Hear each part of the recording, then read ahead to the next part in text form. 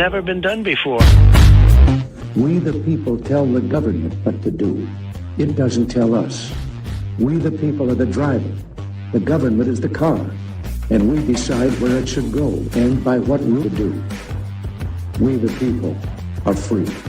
And I hope we have once again reminded people that man is not free unless government is limited.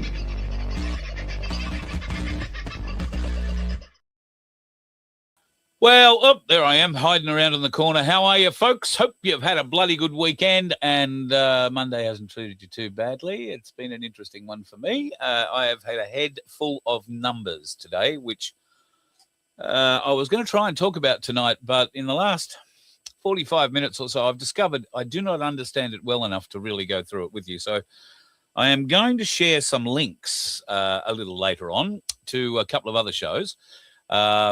One will be to Nino Rodriguez, who has had a lady named Trader Girl Q on recently.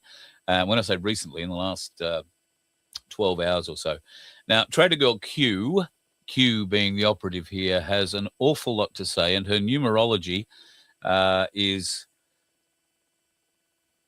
well, I have to say it's solid because I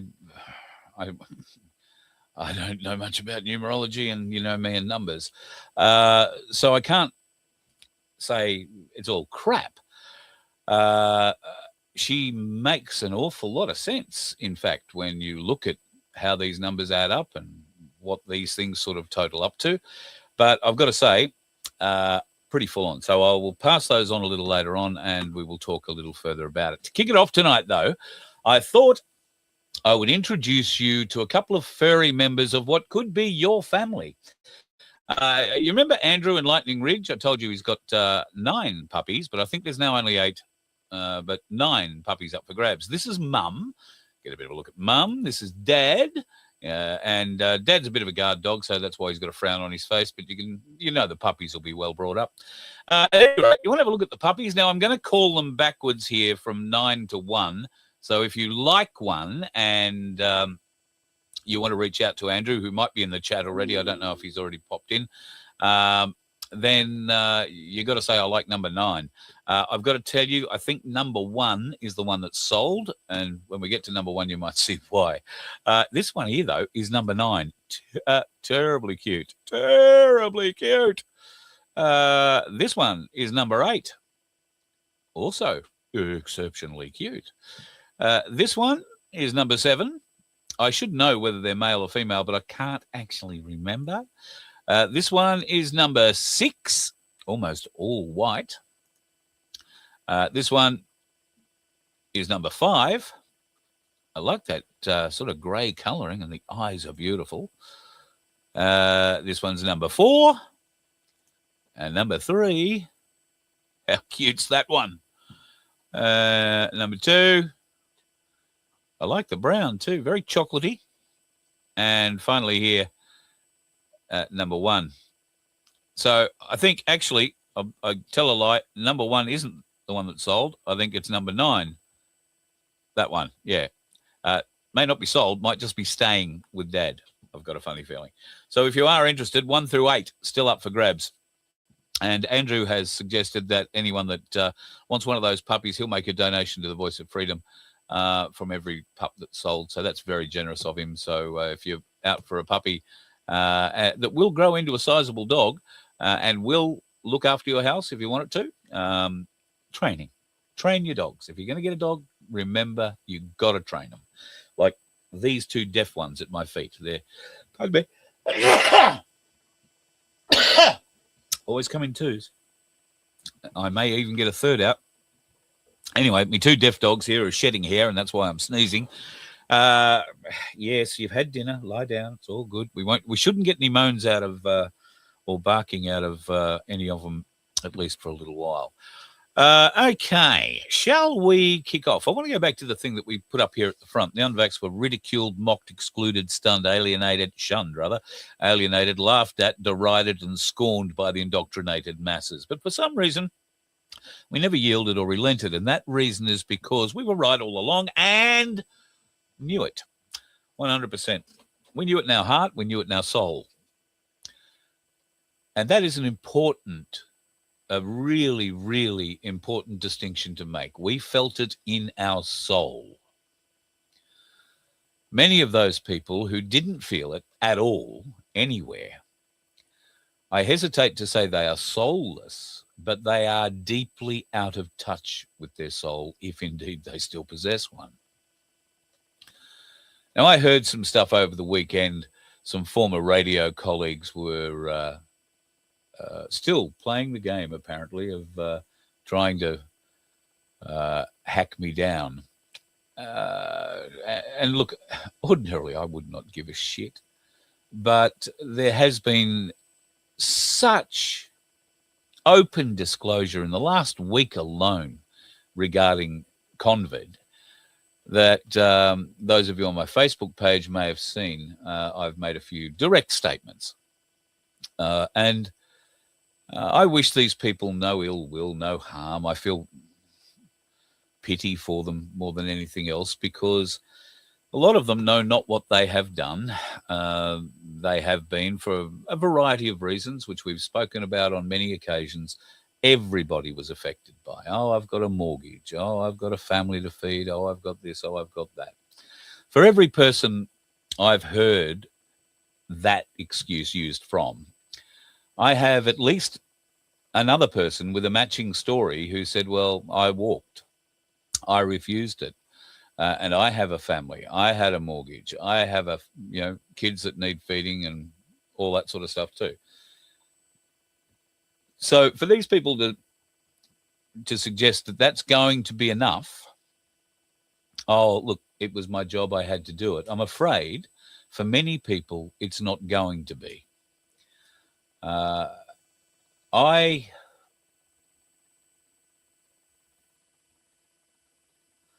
don't know. I feel a bit funny about radio in that while I loved it for years and years and years, and it was my life for over 40 years, I lived and breathed it. I, these days, much prefer you for company. I don't enjoy the idea of going back on the air, even though I was recently asked to and did apply for a job, if I'm honest. I don't know that application was ever considered in any meaningful way, because the media organisation, while in dire straits and needing all the help it can get, is not yet at a stage where I think they will have someone like me coming on and maybe opening a talkback line and having conversations in the open about the things we discuss here on a nightly basis. I don't think they're quite at that point yet, but who knows? They may not do a Google search on me. You never know. There might be news on this front, but I wouldn't go holding my breath if I were you. But I feel a bit, I don't mind that people take the piss out of me because I take the piss out of a lot of people. I just dislike it when people have taken the wrong end of the stick and are wielding it around with almost immortal power as, we are so right, we were righteous, all those kinds of things. That irks me a bit. So I think at times I probably will speak out, but I don't expect to have a conversation. It'll be a one-way street, because none of them are strong enough, have the intestinal fortitude to pick up the phone and talk to me about it. Very few, and I'm not just saying people I've worked with in the industry, I'm talking about the industry in general. The most honest conversation I think I saw about the industry most recently was the Kyle Sandlands and Carl Stefanovic chat. It may have been lost on a lot of people who don't know the industry. There was a lot of other messages going between those two there. So keep an eye on that space too. God knows what they will cook up, but there's every chance it will be something. And I don't know, Stefanovic is not adverse to making money, so I'm pretty confident that he will probably wind up giving that a go. All right. Hello to everybody. I didn't do a hello at the front, did I? Now, I did star a few in the chat to begin with. Sunflower, God love you. You were first in the house tonight. Hope you and Rick and the family had a lovely weekend, and the week is going well. Gomez, good to see you in and about. What did you say here? As you go, no one knows, even the angels in heaven, nor right. So, well, that's where we get into this numbers thing, and I've got to say there are some interesting things about it. I'll get onto that in just 1 second. Clayton had a Q-tard on the weekend telling you to trust the plan and get ready for the lockdowns while the white hats round up the criminals. Well, if that upsets you, stay away from Trader Girl Q, and maybe tonight's show's not for you. Paul, thank you for your love and emails from Western Australia, mate. I really appreciate it. Do folks know that the best pads for sex are kangaroo leather, the best in the world? I thought the best pads for sex were just a flat, straight one where the van didn't rock too much, but that's another story. Here's an interesting question. Just wanted to know if I should drop 1K on Iraqi dinar or not. Depends whether or not you want something charred back in return, I suspect, because if they're taking the dinar home, it's probably going to wind up in a burnt bank. Look, I think Sunflower shot you back an answer there, which I think is about the best answer there is going around. There is so much misinformation out there. Couldn't tell you whether it's worth it or not. Look, if you've got a lazy $100 you want to do it, then probably worthwhile doing it, I would say. They've said the same about Iraq now, the Iraqi dinar, for 4 years, I want to say, 4 years.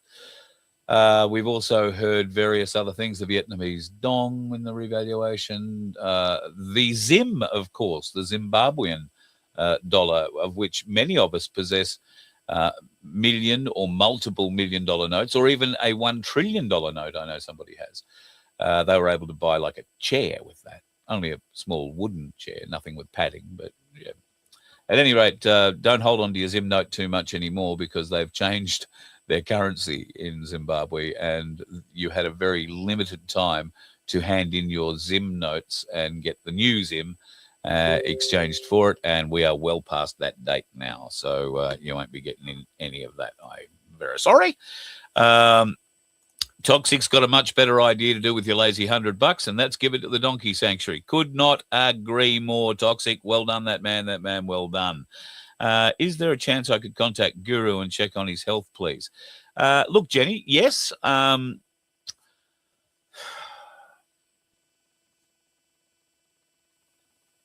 avoided talking about all this only because there's not a great deal to talk about. But yes, I will reach out. I have wanted to myself.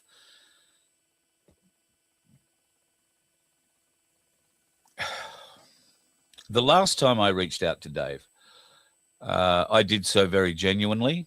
I did so very innocently. And I can tell you exactly when it was. It was when I was driving down to meet with Wade, who's now out of hospital. Thank you, Wade from Billboard Battalion. Been meaning to mention that for bloody 3 days. I went down to meet Wade. I think that was last November. And I had no real idea of what was going on with Guru. I knew that he obviously was having problems with his health and his jaw in particular. I didn't know the extent or the seriousness that it was at that stage. I knew it was a serious issue. We'd spoken about it previously, but I didn't know how far it had progressed or where they were in their solution for it. So it just happened to be that week I rang and Dave answered. I think I was around Coffs Harbour, or might have been Port Macquarie on my way down. And I explained that Wade and I were going to meet up on the lawns in Canberra, and I know that he was a busy bloke and that he had, probably medical things to be doing. But if he wanted to come over and be part of that with us, I'd go and get him and bring him back, or whatever was needed.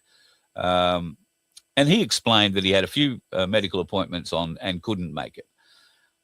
So that was all I said. And all we said, and I said, oh, okay, great. Well, great to chat. I might give you a ring on the way back. I might pop in and say hi. And that was my plan. So after I'd done the time in Canberra with Wade, I jumped in the car and headed for Sydney. And there's a certain point on the road where you need to make a decision. Do you want to go to Wollongong, or do you want to go north to Brisbane, or do you want to go into Sydney? And I thought, well, I'll give Dave a call, see what he's up to. It was early. It was like 6:30, 7 o'clock in the morning. And I was already past Goulburn heading for Sydney. I thought, well, we could, have a late breakfast in Wollongong, and I could still be back at the Donkey Sanctuary or wherever I was going that night. So that was the plan. I rang, and I didn't get an answer. I think I left a message, and that was that. I didn't hear back until after I'd passed that turnoff. And by that time, when I did hear back, I was already north of Sydney. And when I heard back, I heard from Mel. That conversation I won't go into, but suffice to say, I was very offended by.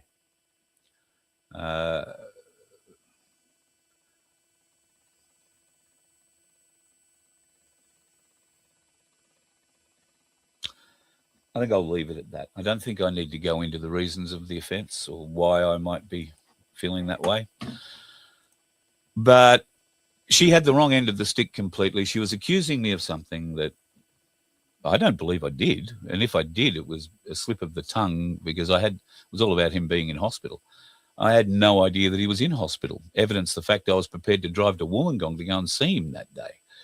And that's what was in my message. Anyway, she was frog in sock like, and I haven't spoken to him since. I wish him all the best, wish Dave all the best, and I'm trusting that his recovery is moving forward apace. But yeah, look, I'll try and reach out, but I can tell you, Jenny, there's no guarantee I'll get an answer. So the people in this business are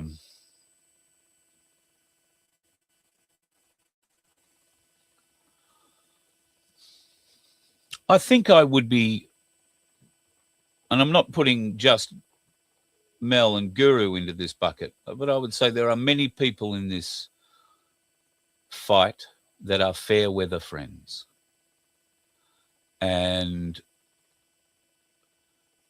sometimes the consideration of fair weather is more about what you can do for them than they can do for you. And it should never be anything like that. I've always been happy to help anybody, share with anybody, promote anybody within reason. I won't promote anybody, draw the line at Freemasons and that sort of thing. But I do believe people have, should be given their say, enough rope, so to speak. And look, if he wants to come on and have a chat, the offer will be there. And if he doesn't, then he doesn't. There's not much I can do about it. I wish him the best, and we'll move on. Carl, you're looking like me for the last couple of weeks. Well, Daniel, what are you looking like for the last couple of weeks? I'm sorry. Am I looking really shit? Am I? Is there something terribly wrong with me?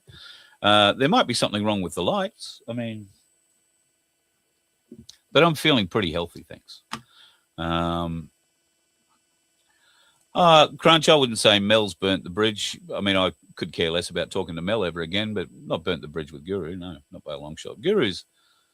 I feel Guru has been caught for something else. He's been caught in the middle of something else that I have never spoken about publicly. And it has a lot to do with the last day of the Ricardo Bosie tour we did in Sydney. Has a lot to do with that. And I've never spoken about it publicly. I intend never to speak about it publicly. There is no reason to speak about it now. There's no reason to go into it. Both of them are out of the fight, you may as well say, although Bosie's still playing on the side. I tried to send him a text the other day, didn't receive anything back, so I guess communication's normal from the Bosie team. That's all we can say. Yes, I think Guru probably does have to go on and have some ongoing treatment. And, well, Bosie seems to be going great, does he? Going great where?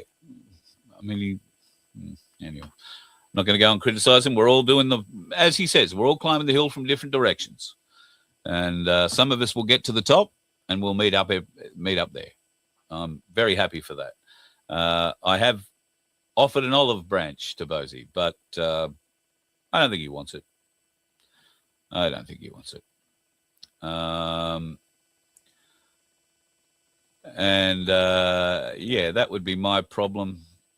That Bosie is only on US shows, and even that, the US show that he's on is an American who's based in Thailand, JMC. So he's not even on the American shows anymore. I think Scotty, the Patriot, has not had him on in a while now.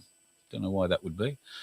Slots are fun. What a magnificent man you are. And I trust that all things go well at the Stony Creek Bush Camp and Caravan Park, where slots of fun can be had on your slot car machines. Picking up the flag soldier on it.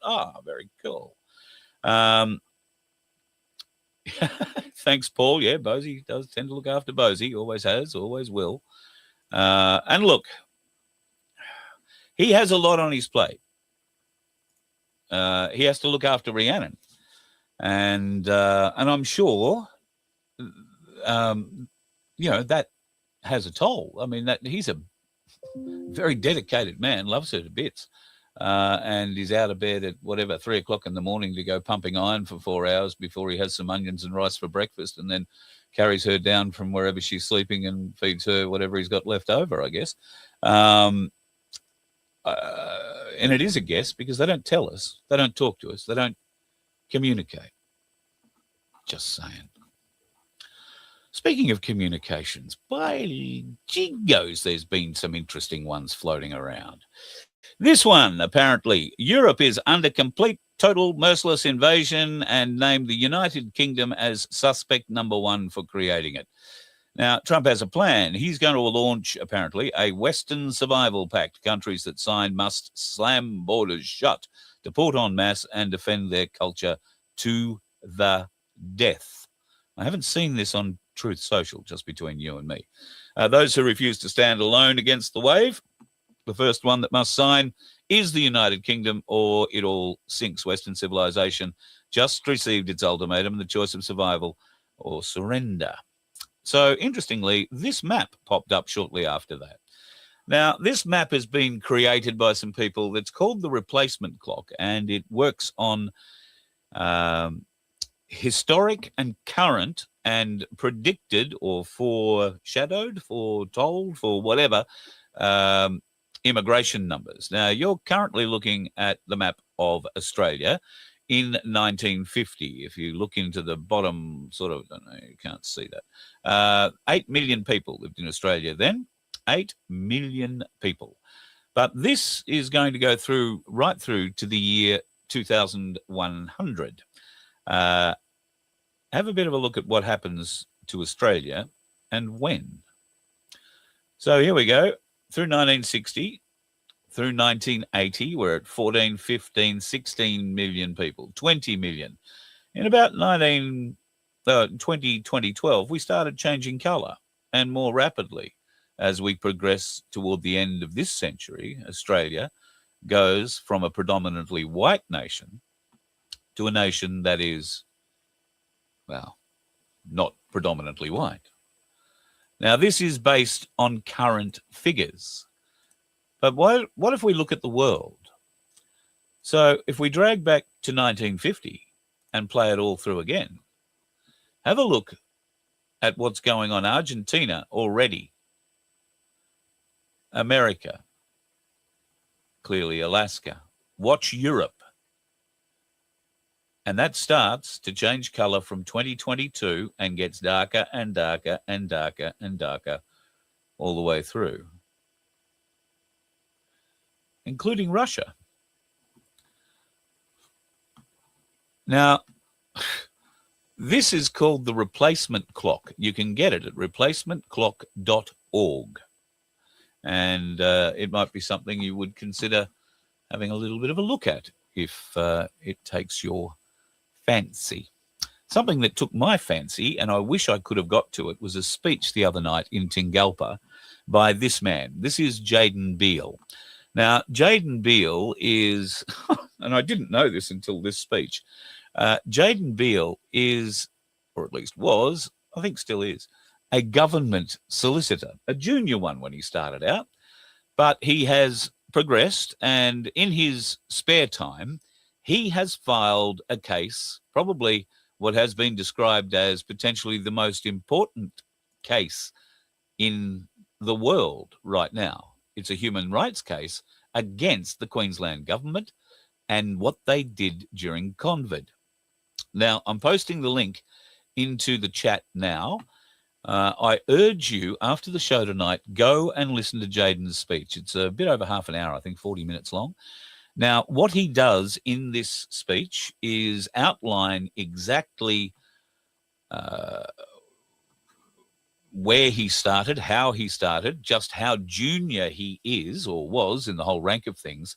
But because he was very fortunate and he got a job as a law clerk for a senior barrister in the government, he was sitting at the barrister's arm or the solicitor's arm at every turn of all these very, very big cases. And it also gave him a lot of knowledge about certain laws that have been created and the way they've been created, bits and pieces. Now, I don't want to go in and explain it. I've tried to get Jaden on the show for a chat. We have an intermediary, for, if you like, but he's not speaking to anybody, I don't think, publicly at the moment. He wants to concentrate on this case. There is a donation page you will be able to check out off that link if you would like to go and help fund him, because he is self-funded. And I cannot believe that he's been able to get this far. Now, he's come through a vast, if you like, he's working the court system backwards. He started at the top and is working his way back down. At the moment, he's in QCAT, and the government are shitting themselves. Now, this man might be responsible for the departure of a number of key health department and government bureaucrats, including the health minister, John Gerard, who may or may not have been involved in adding some extra evidence to things that shouldn't have been added, or a few other bits and pieces. There is even a case to be made that Jaden Beale and the evidence that he's presenting in this case has been instrumental in the removal of not only John Gerard, but potentially the non-extension of the Queensland Governor's rule. Now, the Queensland Governor-General or Governor was formerly our health minister during COVID.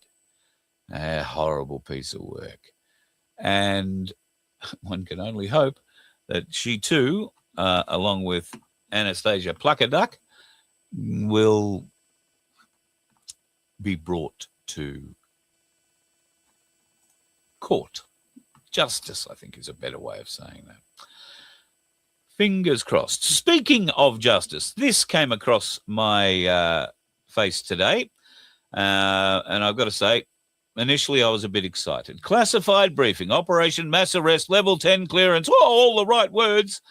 What you're about to read was never supposed to be revealed, but the Alliance decided the world deserves the truth about the Great Purge in American history.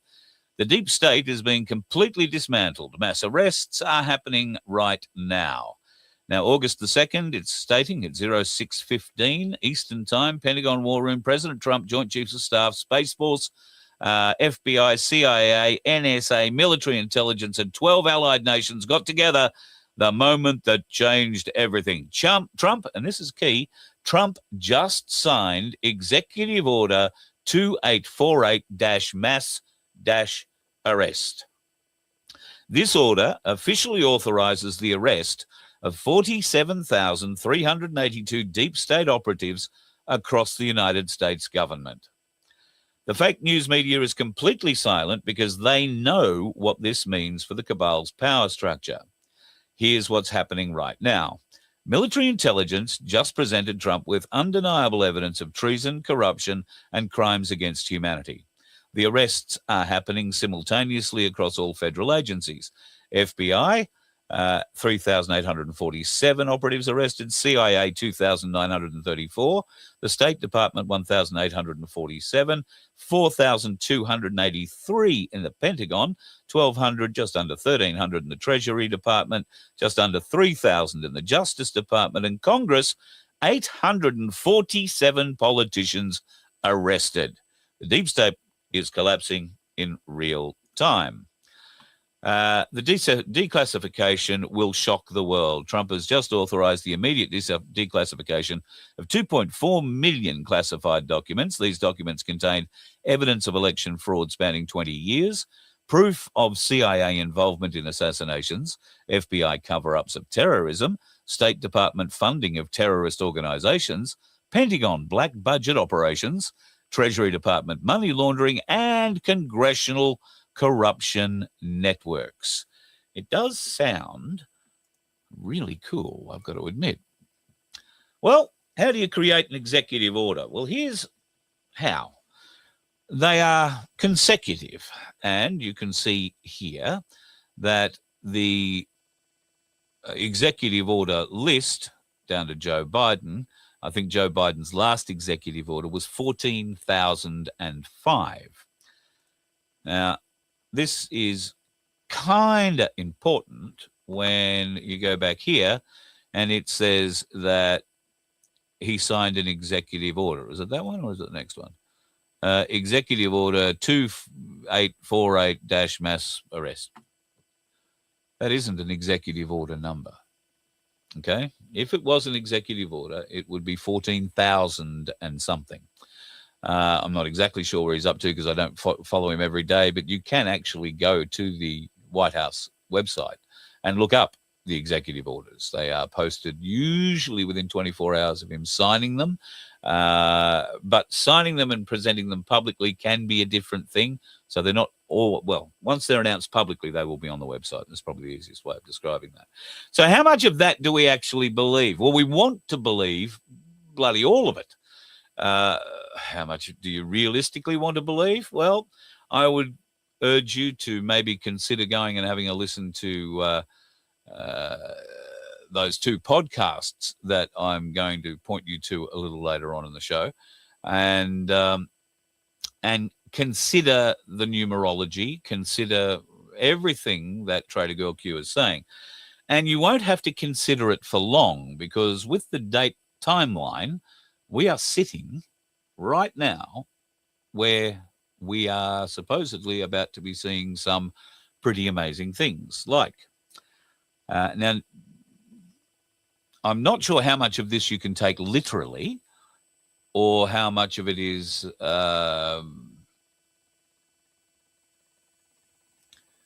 some of it is truth, obviously, but we interpret it in a different way. For example, if I told you that we had alien DNA in our blood, many of us believe that that is the case. There are traces of alien civilizations in humanity. The DNA strand, there's dormant things, the fact that we only use a very small portion of what is an exceptionally large brain for a mammal. There are all these little indicators, contraindicators, that we're not maybe exactly extracting our full potential. And the argument that the deep state have been suppressing our abilities is a very strong argument. If you do the math, if you do the science, if you do, well, just general health stuff, you will know that, you know, eating stuff you grow in your backyard, eating stuff that you grow in your paddocks is much better than going to the shop and buying anything that's been processed. And slowly but surely, I only saw somebody today say, oh, we used to cook once, but now people roll through the supermarkets and pick up processed food, go home and wake up with a strange cancer or something worse. So something we should all be aware of. And just speaking on that quickly, Tim Dwyer posted a very interesting post from a retired coroner who'd worked for 31 years as a coroner in America and has just retired and decided that he was going to tell the truth. Very brave after you retire. At any rate, nice of him to hear it. I immediately reached for the ivermectin and the fenbendazole and anything else I could find after hearing this story. But he recounts that for 31 years, he was not able to give the correct diagnosis of death to over 2,700 families. And that is because the one time, 14 years into his career, that he did write down everything that he saw and attributed the death to parasitic infection and mass parasitic infection. And he was marched into his boss's office 3 days later and said that report causes a problem. He said, do I have to lie? He said, no, don't lie. We don't want you to lie. Nobody wants you to lie. You just don't need to identify down to that level. You can just say massive organ failure. But what this fellow identified in the bodies that he opened up, and he was adamant that this was in every body that he opened up, he found massive worm infections that have been eating through livers to a point where they looked like they were mine holes burrowing into a ground, eating through intestines, and huge clusters of them. The most concerning thing was that everything was covered in this grey kind of slime, this biofilm, they call it. And in some places, the biofilm was so thick that you couldn't see the organ that was under it. Now, it turns out that the biofilm is very helpful in blocking anything used to kill the worms. So while you may take something that will kill the adult worms, if the eggs are underneath the biofilm in the body, then you do not get to kill the eggs, and you will be reinfected once those eggs hatch, and that'll only take a day or two. There are ways and means of doing it, and I'm no doctor. I do not recommend you take anything like that. But one of the ways to do it is to take a black seed oil that has 5% of something I cannot pronounce, a stabilized thiaminobenzodiazepine or something. That penetrates through this biofilm, apparently. This wasn't an ad for this product. This product is available. I did do a bit of a Google search on it. You'd have to buy it online. Or unless you can go to a compound chemist who actually makes this sort of stuff up, you might find they could make it up for you. But my advice would be keep up the worm treatments, folks. Keep up the worm treatments as best as you possibly can, because, there's just some bloody horrible shit going on in the world at the moment. And I'm bloody sure poisoning us from the inside out has been a big part of their plan for a long time. This bastard very much responsible for it. Now, is it actually the Anthony Fauci that we know and love from 2014 that is in court today? Well, I would say that the two people you are seeing there are different. The one on the right is the bloke who fronted Congress the other day. The one on the left, I think he died in Gitmo a few years back, just between you, me, and the gatepost. But at any rate, the clone will have to front whatever justice may come his way. And I say may because, well, it's a big if. He was pardoned by Joe Biden, we all know, and the big problem is he was pardoned by AutoPen. Now, they have ascertained that Joe Biden only signed one pardon physically himself, and that was the pardon for his son, Hunter Biden. That piece of filth gets to get away scot-free. However, Fauci, on the other hand, may not, because his pardon might be cancelled. Now, pardons only cover federal crimes, and there are 17 states being led by Florida who are very, very keen to put Anthony Fauci behind bars. They want to make him accountable for everything that he did to the American people. And if you read even 1 or 2 pages of his diary, you can be left in no doubt he was a great enabler of doing it to the world. He led the world. And I have no doubt that the sick little bastards put in charge of Australia's reaction were on the phone to Fauci or to his minions all throughout the COVID period, just so they absolutely had their story straight. Now, can you cancel an auto-penned pardon? Well, the answer there is yes. Kinda. If the president personally decided to grant the pardon and authorized the use of the auto pen to affix his signature, the prevailing view among constitutional scholars and prior executive branch legal opinions is that the pardon would likely be valid. The Constitution does not expressly require a handwritten signature, and there is historical support for mechanically affixed signatures when acting under the president's direction. Now, that is the key part. Did whoever fire up the auto pen do so with Joe Biden sitting there beside them, witnessing everything that was going on and doing so at his behest? And the answer there apparently is no. Now, there are very strict rules around who can use an auto pen and how it can be used, particularly for the president.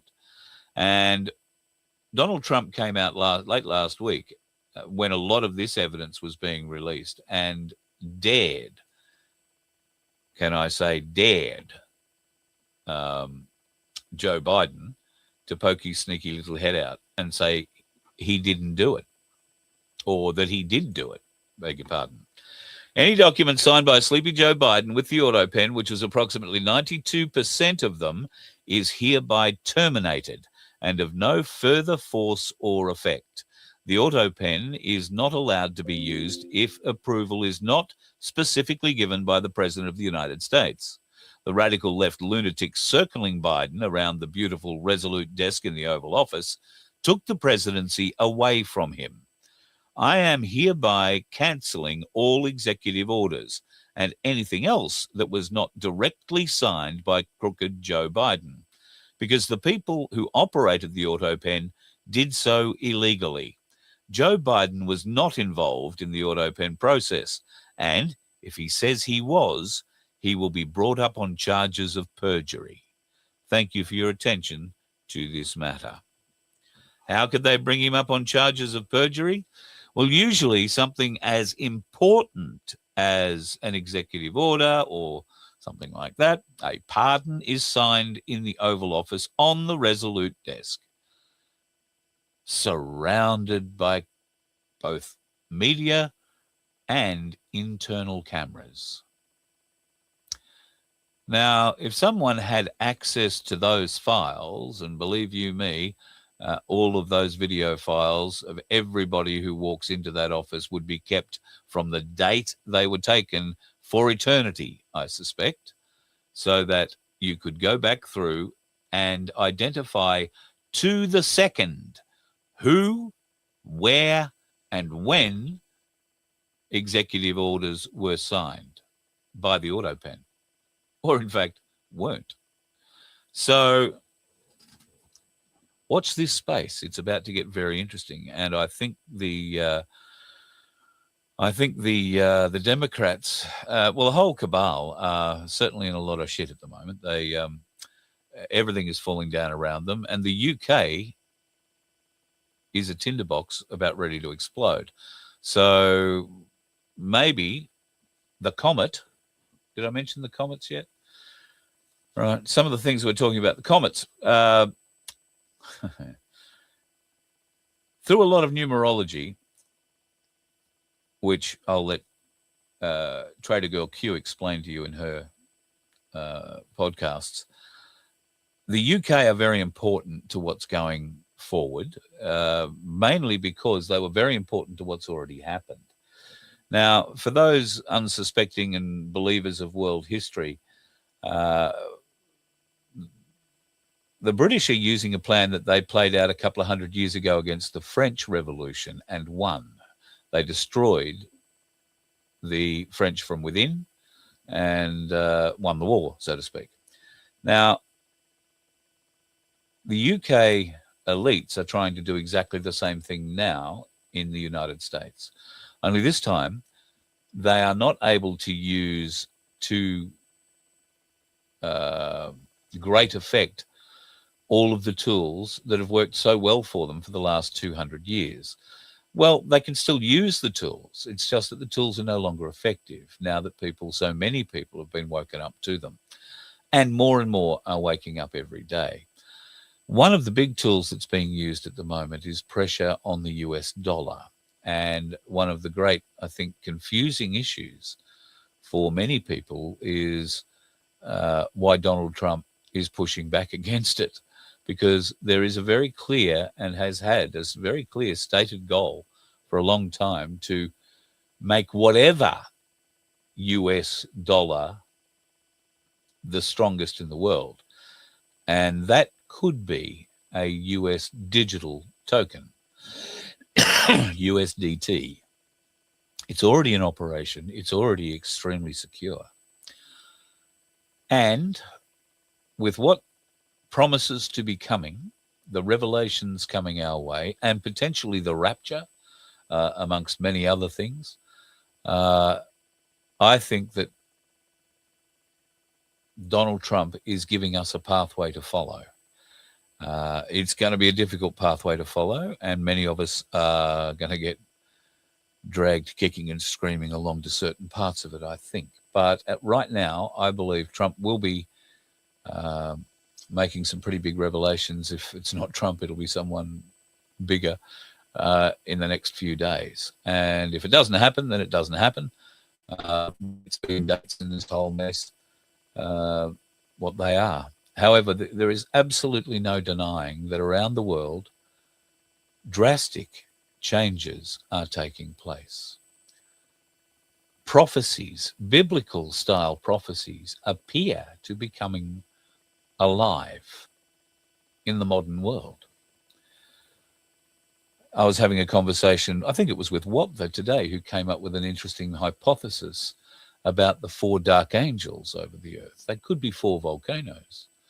The comets that apparently we can't see yet are a spin-off from what happened in the sun a few days ago. Now, a comet hit the sun, created a huge coronal ejection. Those frequencies are coming to Earth right now and are passing over us, and according to Trader Girl Q, will be waking us up, giving us extra powers, if you like. If you've ever seen, there were a couple of TV shows back in the day.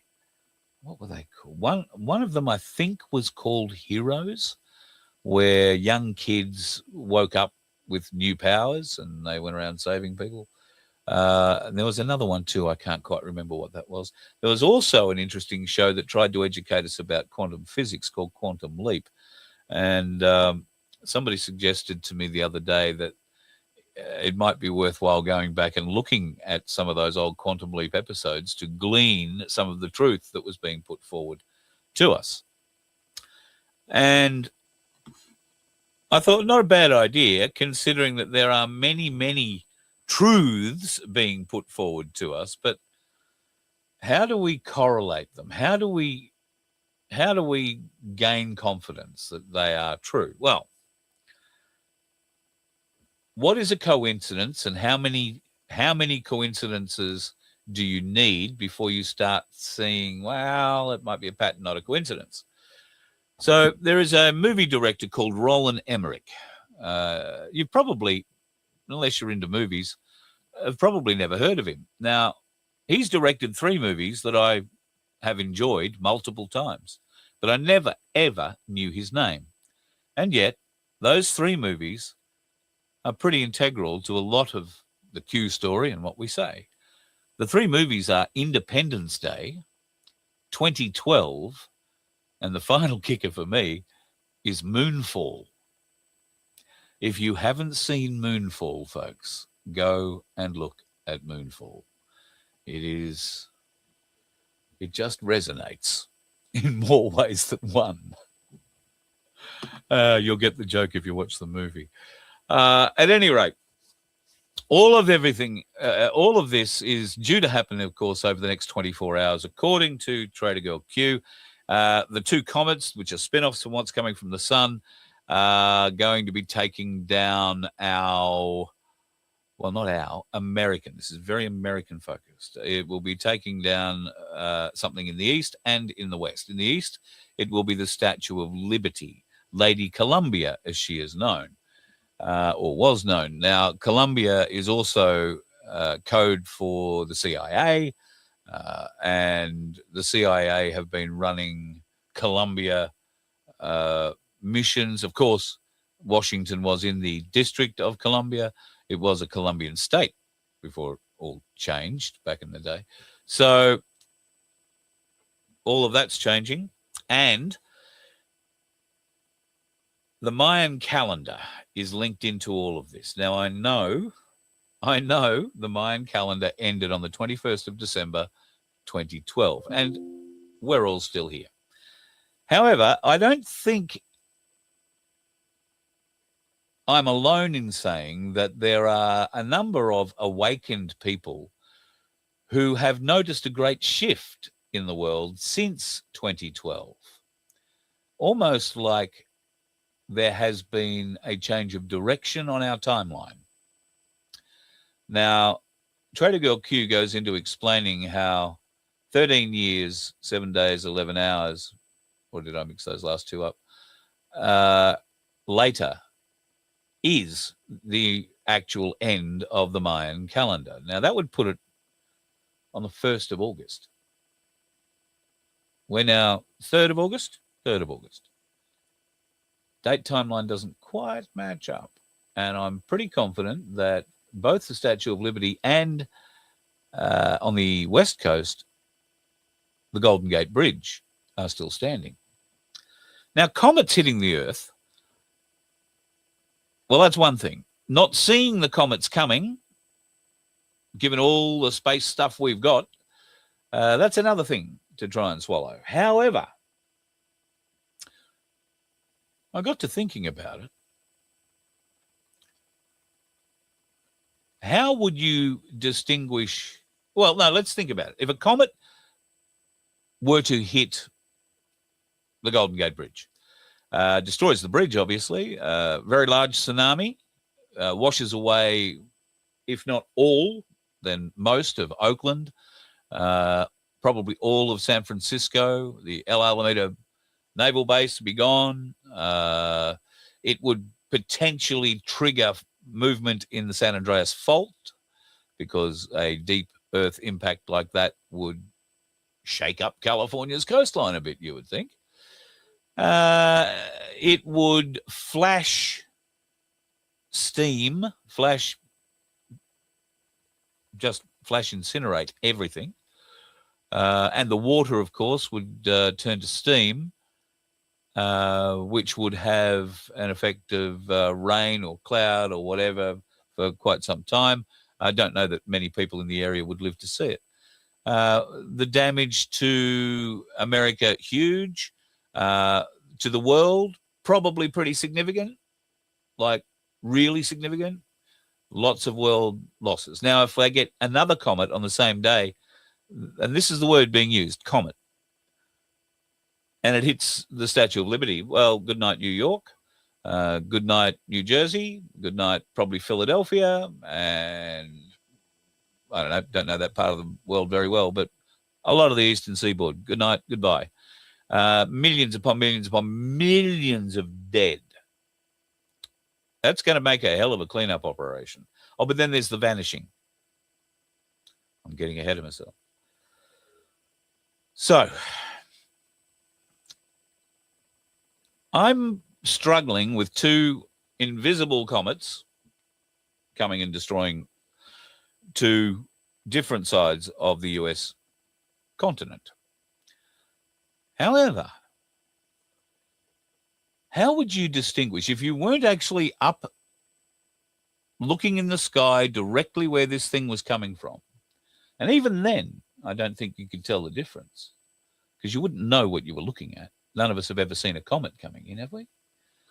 So how would you distinguish the difference between a comet and a rod of God? Now, for those of you who don't know about rods of God, they are a conspiracy theory, conspiracy fact, a non-explosive telephone pole-sized tungsten rod suspended in a magazine in space, controlled by satellite and targeted to the millimeter. It can hit anywhere on Earth and is not propelled so much out of its magazine. It is just dropped. And over the course of its journey of some, well, I don't know, be classified how high up they are, but they'd be pretty high up. Call it a couple of 100,000 feet or more. These things will come through the atmosphere. They will heat up. They will become red hot. They will throw off a smoke/steam train when they hit the atmosphere. That would look, to the casual observer in Arizona, like a comet coming down, wouldn't it? The biggest difference between a comet and a rod of God will be the scale of damage. While a comet would take out California and probably Washington State above it and Oregon and a few other places, a rod of God will take out the Golden Gate Bridge and maybe do a bit more damage on the Oakland side or a bit of damage around the Bay Area. You might find Alcatraz falls over and sinks. I don't know. But there won't be a huge tsunami. There might be a wave, but there won't be a huge tsunami. Not in the event of that.